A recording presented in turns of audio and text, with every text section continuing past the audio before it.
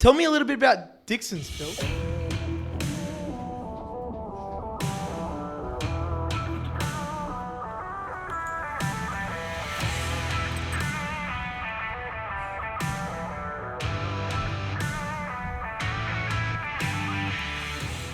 It's been running for about 10 years. So it's a tree management company, and it's So developed good. into a company where now I think we have over 32, 33 employees. Unreal. And yeah, we service all the Blue Mountains and Western Sydney, go up the coast, go down the coast. So yeah, man, it's pretty good. So good, so good. And so I was actually fairly inspired by Phil. I live in the mountains myself, in the Blue Mountains, and it was just by chance we met, right? It wasn't actually programmed, or maybe it was, who knows. So what happened was I was seeing Phil's advertisements everywhere. Every bus that passed me had Dixons down the side. I was seeing the trucks like 10 times a day. And I like to think that we are good at marketing here, right? But I was seeing this Dixons brand more than I was seeing my own. And I was like, damn, I've got to meet this guy. Like, who is this character that has every school in my area billboarded with Dixons? Right? That was what it was.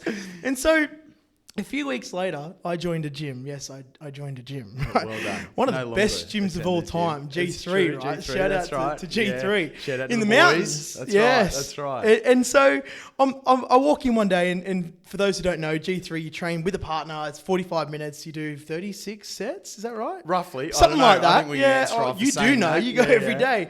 And so I get paired up one day with this character who's like fairly fit, pretty ripped. I'm like, and, I'm probably not quite there. And so I'm like, oh, damn, this is probably going to be a tough session. And I get talking, I'm like, bro, what do you do? He's like, this is what he says. I'm a tree lopper. I'm like, no worries. Nice. And so he gets me talking about me. Nice work. And then he goes, well, actually, I own Dixon's Trees. And I'm like, whoa, how good's this? So then we sort of just And there bounced it begun. since then. Yeah. And I mean, I remember that experience and being in the gym. Yes. And, try to remain pretty humble when I talk about my business as well. I don't like to project too much of an image when it comes to myself. Obviously, the brand is a different story. I project that as much as I can within the community. But really, when it came to me and my identity within my business, I often find myself being a little bit reserved in an initial setting. Because you just don't know who you're talking to. True. And then meeting you and having a bit of discussion with you about that, I then asked you what you did, and you said, I think you said you work for Penrith Solar, you run Penrith Solar. Now, you said you run Penrith Solar, and admittedly at the time I didn't know of PSC. And my first question, right? What a shot to the heart. And admittedly, Yeah. my first question, and it's a pretty poor judgment of somebody's size of business, is to ask how many staff they have. But it seems to be a question that I ask and relate to, because staffing can be a really big problem, and having a quantity of staff is a relevant topic. Hey, I have a right? business. How big is your problem? How big is your problem? 32. Right? And you said, in excess of 50 or 60 or something at the time. Yeah. And I remember thinking, wow, because I recognized at that point there was going to be a relatability between us around what it takes to have that responsibility in business, where you really are responsible for an extensive, broad range of employees. And I was pretty blown away. And then from that moment, literally, I mean, I'd seen the buses, but I think it was that moment of becoming aware, and ultimately I wasn't really too focused on solar companies, being that it's not really my primary focal point, and it's You're not, just it's around not, there not chopping a service down I needed, trees. right? It's taking down trees. Yeah. But from that interaction, I recall being blown away and captivated by your marketing and the buses, and from that day I thought, wow, you do a good job of promoting your business in the mountains and in Penrith area. So thank you, and man. there began our relationship, which was pretty informal. Do you know what I mean? And Very informal, and it grew fast. It grew really fast. It was good. But that's not what we're here to talk about today, Phil. We could talk about us all day. We could. Yeah, our favourite topic. I want to talk about net zero by 2050. Sure. I want to talk about what you guys are doing over there. A really unique angle that Phil has is he's not a tree lopper. It's not about, destroying what we already have, our biggest source of oxygen, if I'm not mistaken. And so that plays a really big part in net zero by 2050. You know, the tree management side of things. So Absolutely. Phil said to me one day, he said, "I'm not a tree lopper. I'm a, what do you call it?" Well, an arborist. I'm an arborist to start with, so I'm getting tree lopper. That's a bit of a backyardy sort of word, isn't it? But arboriculture is the industry. Yes. And unfortunately, you know, it's often perceived as being a tree lopper. Yes. And it really doesn't do it justice. You know, No. our skill set, what we apply, the focus, the broad range of services we apply. It really is tree management. So, you know, looking at all aspects of trees, whether it is tree removal, having to take something down that is hazardous, or whether it's doing an assessment and providing a report with insight around the health of a tree and what action we should be taking, whether it's preventative maintenance, whether we're trying to preserve a tree and preserve tree health, and make them more manageable within close proximity to houses and power lines. All that sort of work is really where we focus. And, you know, we live in the Blue Mountains. It's a World Heritage area. So, you know, trees are an exceptional part of our environment. It's really important that we are perceived in the community as being a business that's focused on tree preservation rather than tree removal alone. See, that's key. It is. Preservation, not removal. Absolutely. Yep. And I think at times in the initial few years, that was really the focal point of our business, was people were calling us to take trees out. It was a problem, and that was the solution, was called Dixons.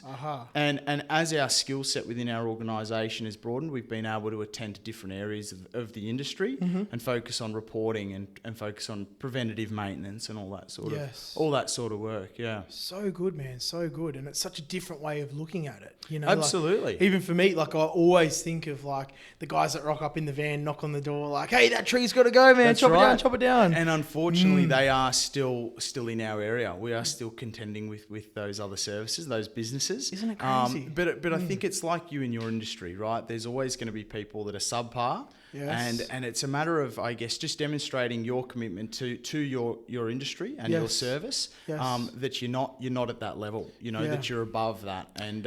And I think it's that constant repetition, being in the community, you know, demonstrating your service in a professional, efficient manner, and an environmentally friendly manner, as is in our service, with also for you to bear in mind. And I think the consistent repetition of that with your service is what the community then recognise. And then I think really over time, we've noticed that the community have recognised that we are an industry leader in our area, and that's why we get the calls for the work that we do. But you know, your question around you know, the impact of our business around net zero by 2050, you know, it was not really something that's been a focal point of our business for many years. It really hasn't over the initial sort of 5 to 6 years. It wasn't where we were focused at all. And over time, I guess, just preventative tree management and maintenance is really where we've tuned our focus. And obviously, as you say, you know, trees are an incredible part of net zero by 2050. So our focus has really had to broaden in that respect. We've had to focus on not just cutting trees down, you know, and we found that people are committed to working with us when it comes to those services. Yeah. So tell me a little bit about like your team. I mean, I know I personally met a few of them, and great people. You know, I seen young Ryan Butler this morning hanging out the side of the truck. Well, not hanging out, but he'd see me drive past and he beeps and waves, and like it's the culture there seems very, very good, very strong, but it's young and it's fast. But how do we get these younger guys like Ryan, who loves to go out on the weekend, ride his motorbike, like exceptional motorbike rider, very talented man, right? Still very young. How do we get them to start thinking about net zero by 2050? Do they care? Absolutely. And I think, you know, first and foremost, we hope they're not hanging out the side of trucks as they're driving out of surveys. And you know, and they are waving. And it is a nature of the culture in our business. The boys have got that energy around them. There's that vibe within our business that is infiltrated through all our team. And it really is something that, okay, so they're positive in their work environment. How can we get them to be positive about an aspect of our business or an aspect of our service, or, you know, the environment at a broader perspective? How can we make them compassionate and have a commitment to acknowledging the importance of that? And I think it's really around... It stems from the structure of our business. What are we focusing on in the back end? What information are we providing to our guys? What services are we associating our crews with doing? Is it simply go out, drop trees for a land clear and a development, pack up and go back to the yard? Or is it go to site, provide some assessment, provide some insight into tree health and tree maintenance, and actually spend time with our clients and actually working with people, the members of the community, to get that right information? And I think there's obviously a lot of development around the tools that we use as well. Yes. A lot of battery-powered stuff's coming out. Is it? Only in the tool aspect. None of the chippers and trucks are Not yet. battery or electric yet. But the chainsaws certainly are. And Right. obviously there is a compromise in terms of power and performance. The boys recognise it, they see it. Yep. And going back to traditional ways with petrol-powered equipment really is where we still find ourselves landing. Okay. The technology is not so well developed that it is efficient as our petrol-powered equipment. So, Okay. we do have a whole range of gear that is battery operated, and it's Steel gear? steel gear. Yeah. Yeah, we only use steel. We only use Great. the best. And Only the best for nothing, baby. Absolutely. Best or nothing. We've custom coloured a couple of our steel gear, and So it's good. it's awesome stuff to Yeah. use. And we can see that is obviously a focus. Yeah. That they are trying to prioritise a commitment to bringing out battery-powered gear. Absolutely. But is it as efficient and are we getting the work done in the same time frame using that gear? Is it as reliable? We've gone through a period of an exceptional wet few months, as you know. Yes. And with battery-powered gear, there's issues. There's some challenges. So we really do have to navigate that in the future. Yeah. But for now, in terms of equipment, in terms of chippers, stump grinders, excavators, there's just no real technology there, not And there so yet, we is it? see that Yeah. being the next era. The next 10 to 20 years, equipment will really need to be, that focus will really be on industries that are building and developing infrastructure in this country. Yeah, I think to be viable, like when we are coming up with electric technology, like I obviously have an electric car and an electric assisted mountain bike and like whatever else electric. I live the electric lifestyle. You haven't got the electric motorbike yet. Damn it, no. And I'm a friend of mine, Nigel, who I talk about a lot, he's got the new electric Harley, the Livewire. Okay. But no, we'll see. Here's the thing, and getting to my point as to why you don't have it either. Yes. We both ride KDMs from Sutto's. Cheers, Yeah. Sutto's. Thank Cheers, you Mal. kindly. Yeah. Cheers, Robin. Absolutely. But the thing is with net zero by 2050, and Tesla is a great example of it, is we've got to conquer the things that use the most energy first.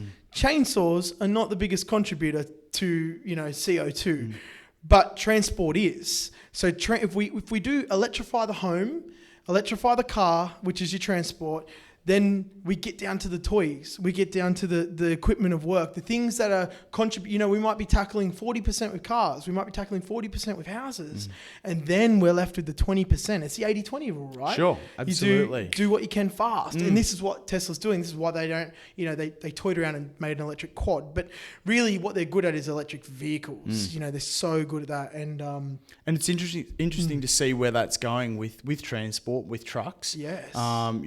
Tesla Semi. They are, and they're doing it, and there's prototypes out there. But will they be able to haul the loads that we currently need to haul? It's electric if motor that has can be far more torque than be any internal then combustion engine. Yeah, okay. It's all. See, the motors are great. The technology there's in the motor, I believe. It's what is driving the motor. It's the fuel source. Sure. It's the cells. It's the battery technology. How do we get the battery so dense that and be able to pull such a delivery that you have the torque required? Because here's a great example. Let's look at the Tesla Model S P100D, right, or performance.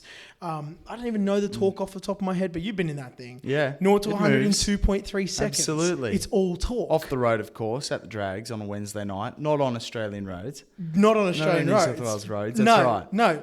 But when we're at the drags, it's fast. Yeah. And so trucks are going to be the same. Yeah. It's all going to be the same. There are just some hurdles that people smarter than me are tackling. Working on. Yeah, absolutely. Yeah, they're working on it. Absolutely. So and let's look at steel, for example.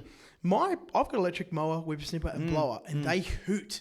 Man, like they hoot. I can do my whole lawns pretty much with one battery as well. Perfect, right, for my application. Sure. And I guess maybe all still All course. still? Yep. Oh, yeah. Brilliant. Yeah, Yeah, yeah. absolutely. I think the mower is the last of the German made still. Yes. And the new ones are Chinese, which, Yes. hey, nothing against whatever. Sure, like, right? That's right. why not? But the reason I got that one was because it's the lightest one. I got to carry it up some stairs. Yeah, yeah, I've got this one battery. I've got 2 batteries, but I can do the whole lawn On in one battery. And Perfect. like, I had petrol whip snipper blower mower. Yep. And I was mowing my lawn. I'm like, what the hell am I Mm. doing? I'm not practicing bugger all. Like, I literally went to the steel shop and bought it and just said, Have you this got is it. a battery powered chainsaw, or actually you relying on Dixons to come do your tree management? I'm relying on Dixons, but I am an owner of 2 petrol-powered chainsaws. Okay. So I have 2, like the Mini Boss and whatever. And yeah, like... It's the fuel, it's Like the oil, even it's in the like an 88, process. you know, like the big Absolutely. dog starting that, nearly ripping your shoulder Correct, out. right? The second it fires with the choke on, the 2-stroke and the Yeah. smoke straight into your Yes, face. I know, I that get it. whole experience Yeah. is what it's about. It's not It is. necessarily, just the cutting itself. Driving a saw into Yeah. timber and loading up the saw and Yeah. feeling the power and Yeah. referencing that based on how you hear the motor performing. Yes. That's what it's all about. I And understand. you don't get that But- with battery powered gear. But you don't get life on earth with it either. Well, this what is if I true. was to tell you that every time you started your chainsaw, you're taking 0.0001% out of 100% of life left?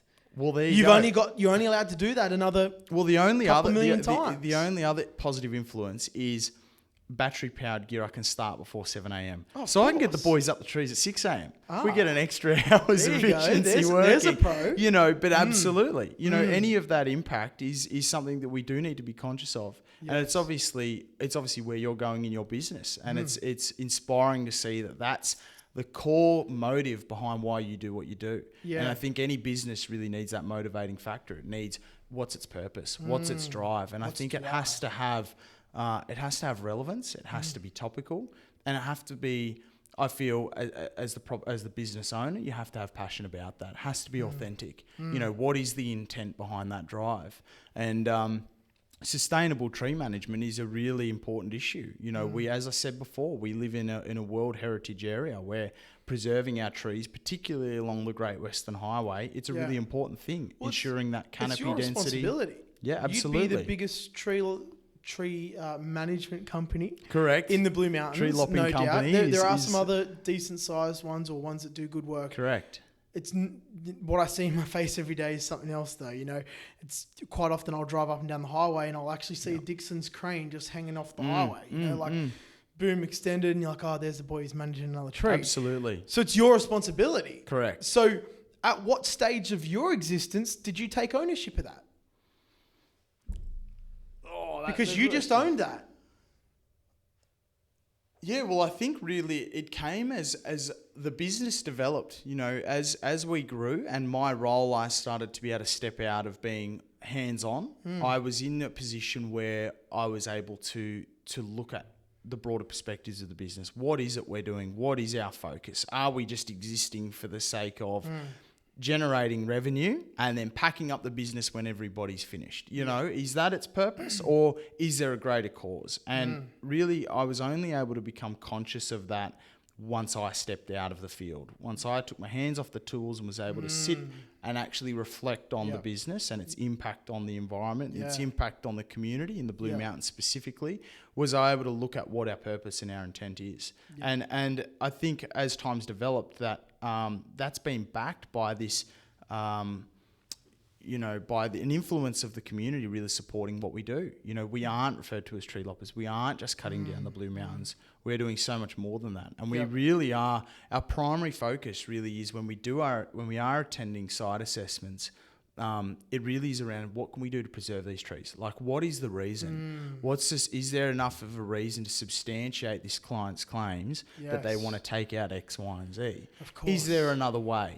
What else can we do? Can we make it safer? Correct. Yeah. It's and a hierarchy, right? And the same goes with solar panels, which is a really interesting question. And a really interesting topic because obviously shading, it's a big issue, and I think people have this perception that they need to take out a lot more than what they do, and that's a real problem because we're trying to find this balance where, you've got clientele that are trying to put solar panels on their houses for that right reason. Absolutely. Net zero by 2050. Yep. And at the same time, there's a compromise to the trees, which we're really trying to preserve. And that balance is a really important area. It's obviously not as prominent down here in Penrith, where we have less canopy, but up in the Blue Mountains, where it's a huge focus of your business, we really are governed by heavy, dense tree canopies within close proximity to homes.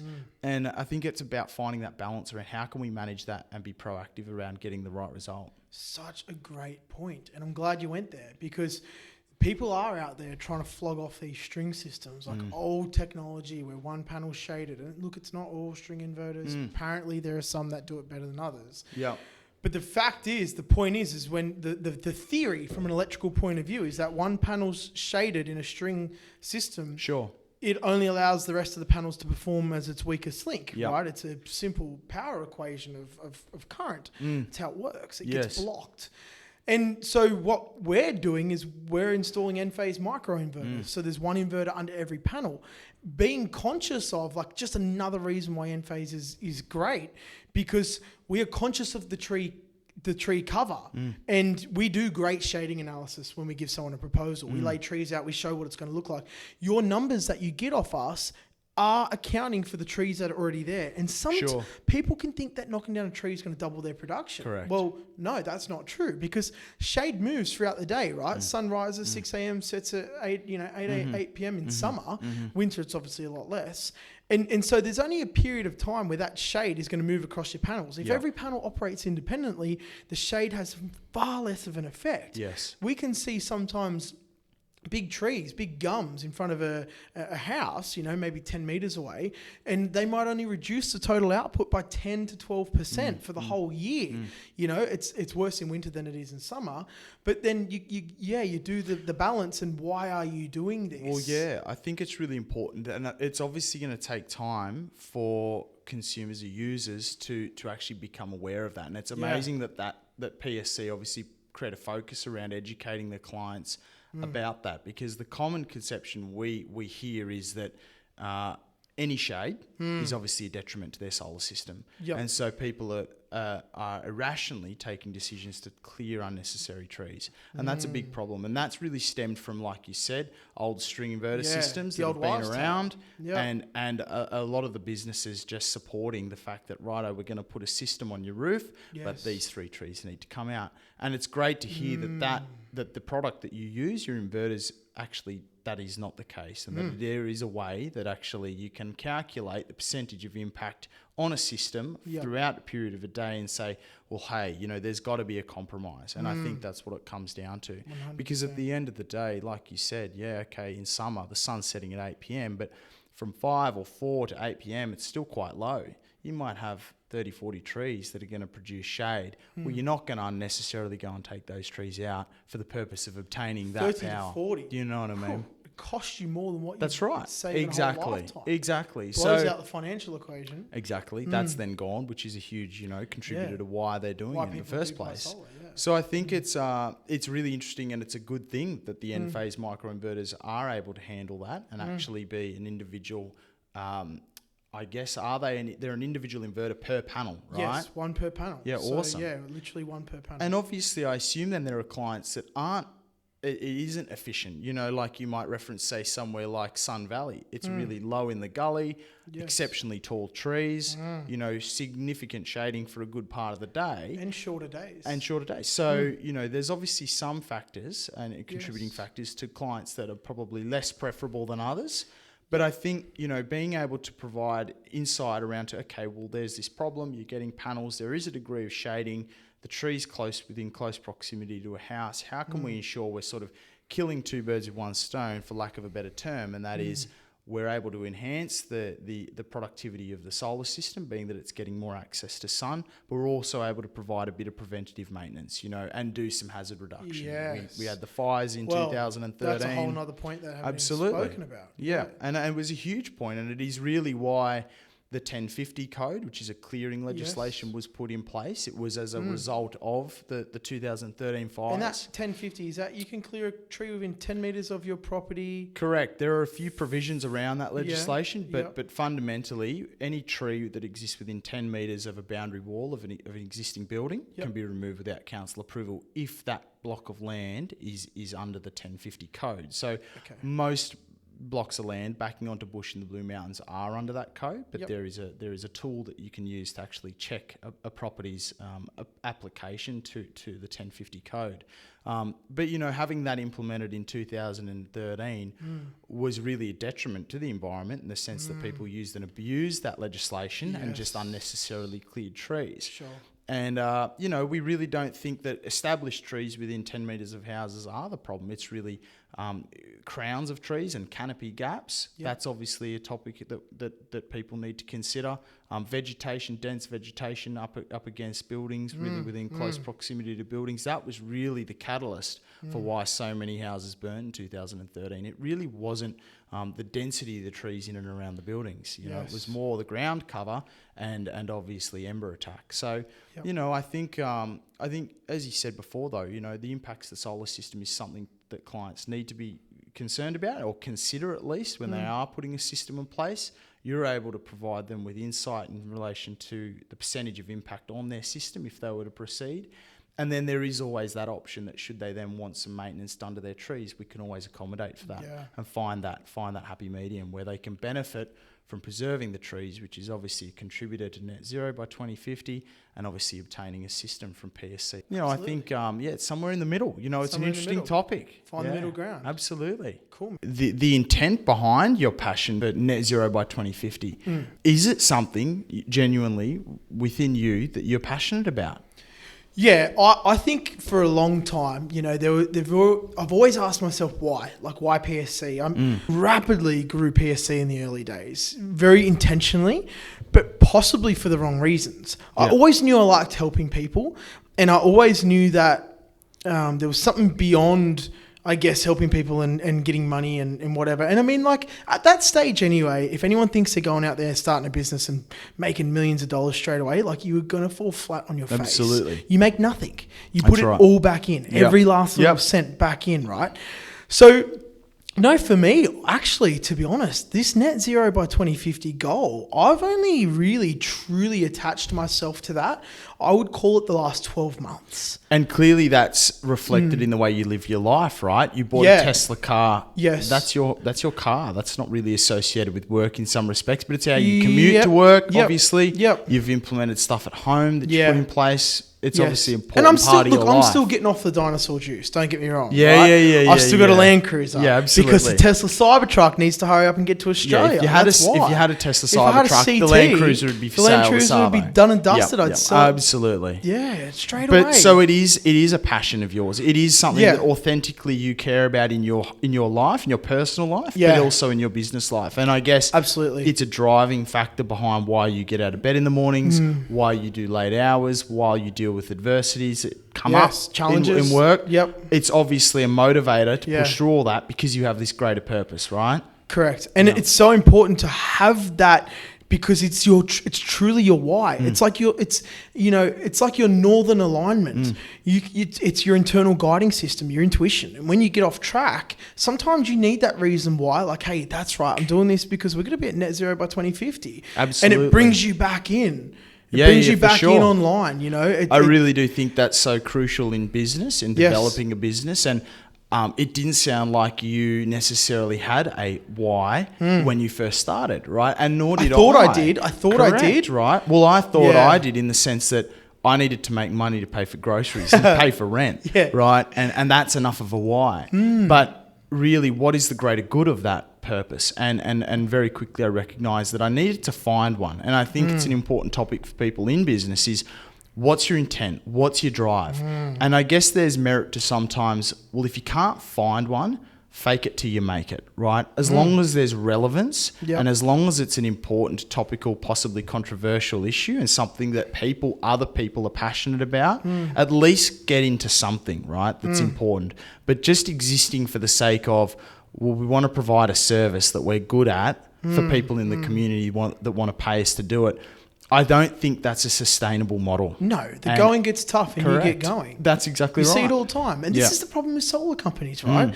Every day there's someone exiting the market. My supplier called me this week, right? He says to me, oh man, did you hear such and such is gone, such and such is gone? I did an interview today for a sales consultant, a solar consultant, who's just been laid off a company that's been around for 35 years. Wow. And they're wrapping up because the going's gotten tough. Absolutely. And I'm just mind blown at that. And this is the time to capitalize. And this is the time to make headway and go in the other direction. And clearly that's what you're doing in your business. And it's much the same with us. We've gone through 2 years of hardships. We've gone through a period of incredibly intense rain that for service-based businesses like yours and ours, it impacts, right? It is a detriment. And there are other businesses that aren't able to handle and withstand those adversities. So I think these are the times to capitalise, and these are the times to not necessarily reflect on aspects of your business or circumstances that you've got currently in your business that aren't so perfect, for lack of a better term. Nothing's really perfect, but it's time to stay focused on that goal and where you're intending to go and what you can see for the future. I think it's a really important part of business. It's important too, like our values and our mission, what we are doing is, aligned from the top, the very top, the leader of this organisation, all the way through to every single person that works here. We're all working on that same goal. And I've noticed since I've made that shift myself and really committed and said, actually, this is what we're here for. Like, I've worked it out. Things in my life have started lining up beautifully. I can imagine. As well. Sure. Like it's like the dominoes, they all just start to stack. And my home life is possibly the best it's ever been. Amazing. I feel fulfilled. Wow. And I feel like I'm positively contributing to my community, which is Penrith. And everyone knows that Penrith is the opportunity capital of the entire world. There's not a person that can prove me wrong. Correct. It is. You can do anything you want in Penrith. Penrith is the land of whatever you want to do, man. We've seen some crazy ideas come out of Penrith. Pinot and Picasso, what the hell? People pay you to go and paint on a canvas and have a good time. You're in a room with music, right? They've franchised this. They've got 100 franchises or something like that. They've just gone international. This started in Penrith. Yeah, amazing. Like, so many great things come out of Penrith. Absolutely. They really do. Yeah. We're a real sort of protected area, really, in my opinion, and it's where all the brains are working and collaborating to come up with good ideas. And some crazy ideas. And people ideas. dismiss our area. People dismiss Western Sydney. I love that, but it's the feeling of being the underdog. Absolutely, man. it is. Even Drink West, right? Yeah. A couple of boys from the Riff, pulled their brains together. So they got good. a beer. The beer may not even be that great. Sure. I've tasted the beer. Right. It's an all right beer. Yeah. But it's where it come from Absolutely. that makes it great. Yeah, well, it's the story. It's the story. And it's the relatability for Yeah. people. Yeah. And I think it's people sharing their experience. If there's that connectedness with the average Joe, it really has an impact. And people feel like, they're rooting for that person. It's like, absolutely. We want to see it succeed. And that's certainly something that we've experienced in our business. Oh, 100%. People really want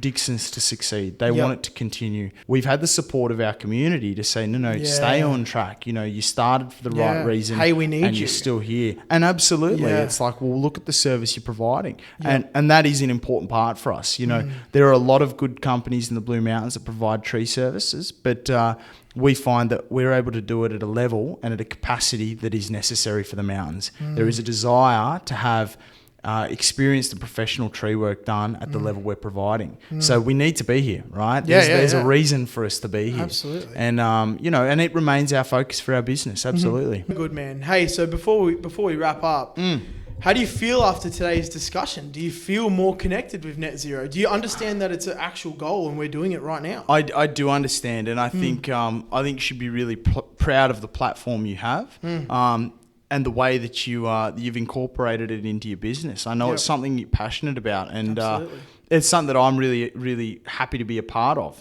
Being around you and being motivated by you is really important for me as well. Awesome to be a part of. Very Awesome, cool, really interesting topics. Impactful topics, relevant topics. We're going into an election this weekend. These are big influential conversations that really need to be at the forefront of someone like my mind. As everybody else, but getting some insight, a little bit of greater insight is obviously obviously a good thing. So Phil, we don't get to net zero without leaders like you, leading us into it. From whether it becomes like from a waste point of view or tree management point of view. So you need to do this yourself, and you need to influence other arborists, and you need to influence other people, other leaders in the community, the way I try to, and some other, great business leaders do lead. You need to push this onto other people, because this is a real problem, man. And not the cool thing, but you're never going to have to deal with it, right? That's right. 2050, we're going to be 70. Correct. And your little one that's due in 2 weeks. I got a little one due in 2 weeks. And that's so exciting. But they're going to be in their mid-20s. This is going to be his problem. Yeah, absolutely. And it's amazing to think the work that you're putting into it now will have such an impact on your child, boy or girl's life down the track. And that's a really cool thing to think about. And that is where we are, looking into the future. So very, very cool. Hey, well, Phil, thank you so much for joining us. Mate, been it's fantastic. Been sick. Congrats on your first podcast. Well, thank you. Appreciate it. Cheers to net zero by 2050. Awesome. Thank you, guys. Peace out. We'll see you next time. See ya. Oh, that was sick.